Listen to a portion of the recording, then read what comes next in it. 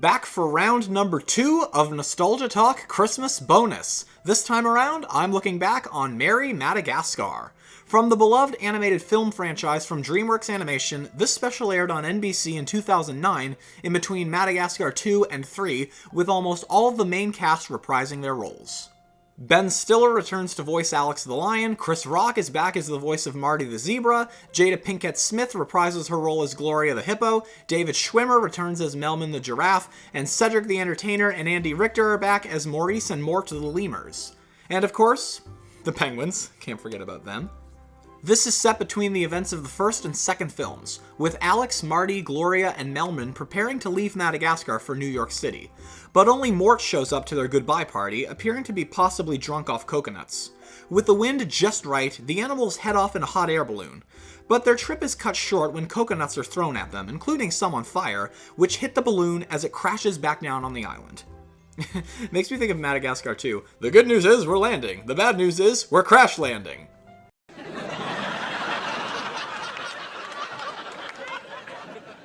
Alex, Marty, Gloria, and Melman get surrounded by the lemur population in masks. Melman very nervously shouts, "Cannibals!" as King Julian takes off his mask to hide behind another lemur, yelling in a panic, "Cannibals? Where?" Reminds me of Scooby-Doo. Rogue? Rare! I love King Julian. He's so funny and crazy. In this special, unlike some of the other characters, Sacha Baron Cohen does not reprise his role, with King Julian's regular voice double Danny Jacobs voicing the character, reprising his role from the Nickelodeon series The Penguins of Madagascar.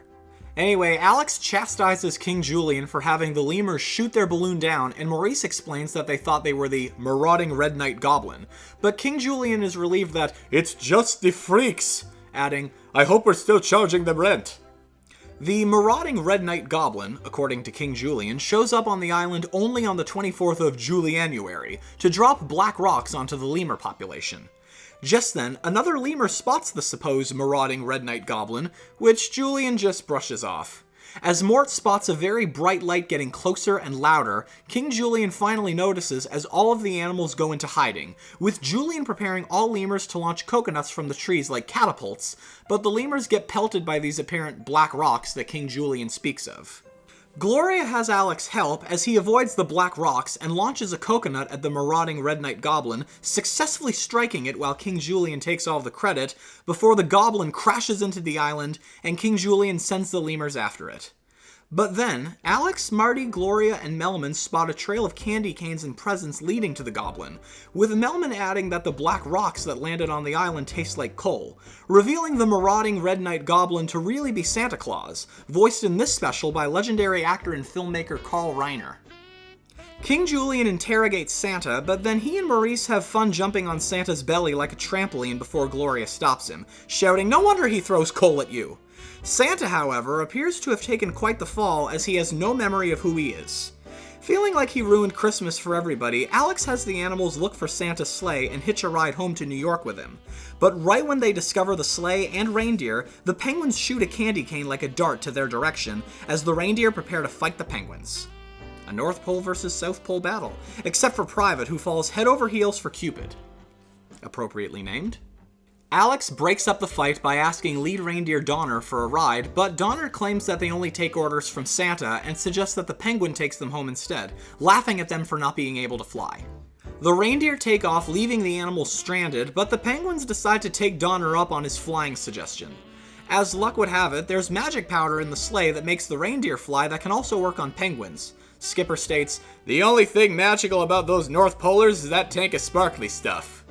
Not really the best Skipper impression, but anyway, still without his memory, Santa joins the lemurs in a celebration of Julianuary, dancing along with the lemurs to "I Like to Move It," of course, while throwing his signature suit away. Alex, Marty, Gloria, and Melman try to coax him into joining them, but Santa pushes them away, having too much fun with the lemurs. Still feeling guilty, Alex and the rest of the animals take over for Santa, with the penguins taking the place of the reindeer. Skipper says to the penguins, "Tighten your harnesses and think happy thoughts."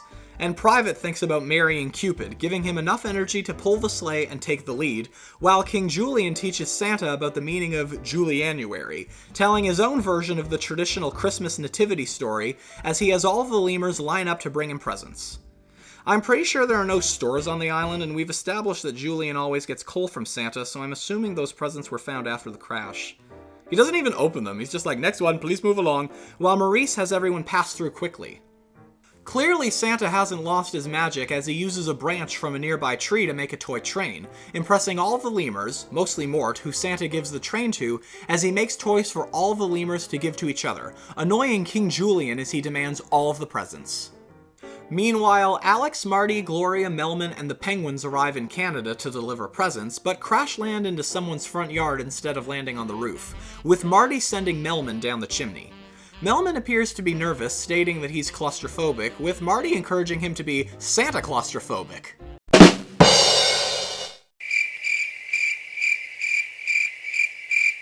Melman slips and gets stuck in the chimney, and Alex and Marty go inside to rescue him. Looks like Melman at least got his head in the living room. But suddenly, a burglar alarm sounds as Alex and Marty race out and abandon Melman as the penguins fly away alone with the sleigh when the police arrive, with the rest of the animals holding on as Gloria pulls Melman out of the chimney. Realizing how much time they have left to deliver all of the presents before Christmas morning, Alex pitches the idea of leaving all of the gifts at the post office in New York to be delivered and for them to get home. However, upon takeoff, the sleigh crashes into an apartment wall and gets witnessed by a little girl, who delights in meeting Santa's helpers, as she believes, as the penguins take off. The little girl, named Abby, gives each of the animals a hug. Really? You're not scared of hugging a lion? And gives them special Christmas cookies that look like they've been sitting there for too long as she blows all of the dust off of them before very excitedly heading back to bed. Seeing Abby's joy changes Alex's mind as he, Marty, Gloria, Melman, and the penguins carry on with delivering the presents, stopping at a trailer park, an igloo, Paris, Egypt, a very rainy London where the gang gets struck by lightning before they finally get tired upon reaching New York. Back on the island, King Julian starts to feel exhausted and down after hiding all of the Julianuary presents on an abandoned airplane, just as Santa comes in and suggests that Julia give a present to his skeleton friend Amelia.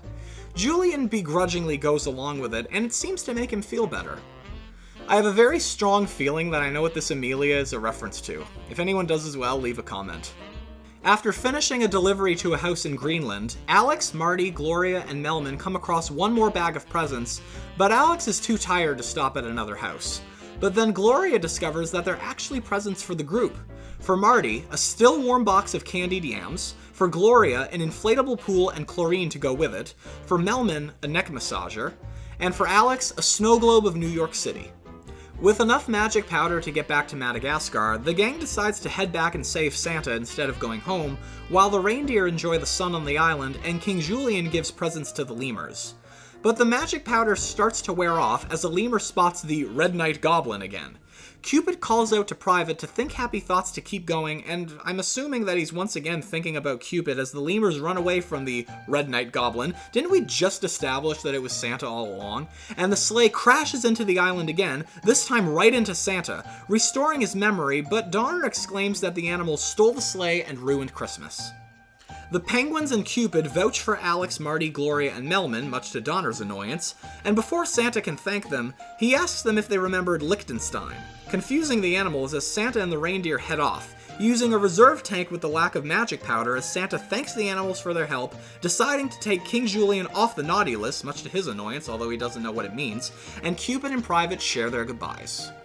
Alex is sad to still be stuck in Madagascar, but the gang decides to make the most of celebrating Christmas on the island, skating on fruit as it seemingly starts to snow, really lemur dandruff, while King Julian starts a coconut ball fight to get back on the naughty list, which means he'll have more coal pelted on him, sorry dude, as Alex is hit by a coconut, resulting in him losing his memory as well. This sort of reminds me of an episode of a Canadian show called Mr. Young, named so because its main character was a 14-year-old genius who became a high school science teacher. For a Christmas episode, Santa crashes into the school, which doesn't make any sense because you wouldn't be in school for Christmas, and like in Merry Madagascar, totally loses his memory and Mr. Young and his students fill in to deliver the presents. But by the end of the episode, Santa reveals to have been lying to try to get out of it. I kind of expected Santa to do the same in this one.